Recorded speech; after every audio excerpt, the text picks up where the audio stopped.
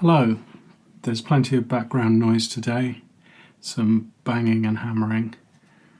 Also this morning I thought I'd lost everything from my desktop because I'd done some kind of permissions reset, so I'm late and stressed.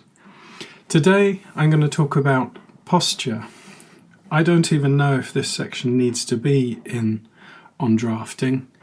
I think it does, because although it's practical and might seem a bit finger-waggy, it's necessary for the long term if you're going to be sitting writing, and that's what this is about. It's about sitting and writing. Some writers write standing up. Towards the end of his career, Philip Roth's back problems had become so catastrophic that he wrote whilst strolling along on a walking machine. Virginia Woolf wrote standing up, as did Ernest Hemingway on top of a bookshelf. Well, he wasn't literally on top of a bookshelf, he leant on a bookshelf.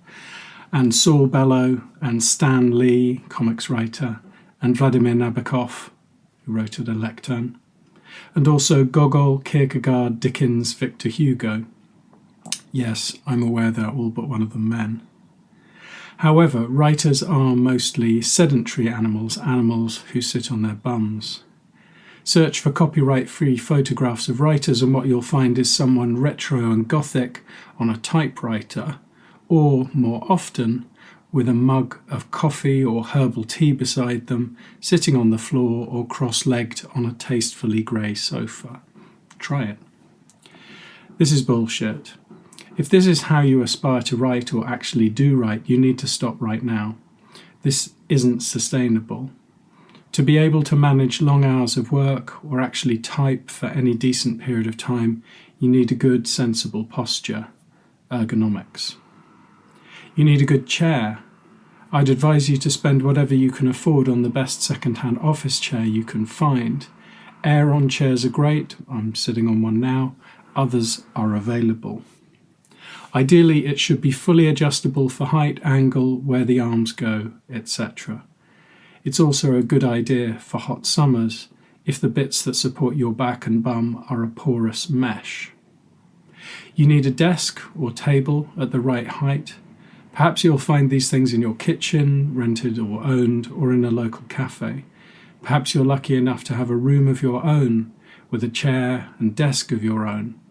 If you're going to sustain writing, drafting over a long time, these are the things you're going to have to work towards. It's better to work on a desktop computer with the screen raised to eye level or just below than a laptop. If you write a whole novel like this, you will avoid killing your spine with the screen at eye level.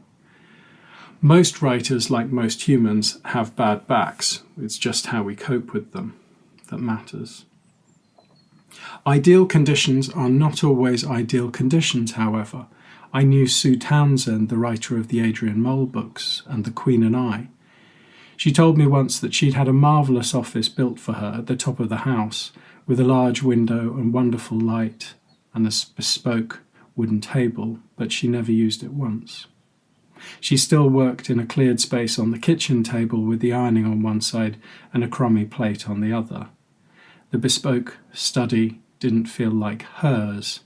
She probably felt she'd write worse there, less authentically perhaps.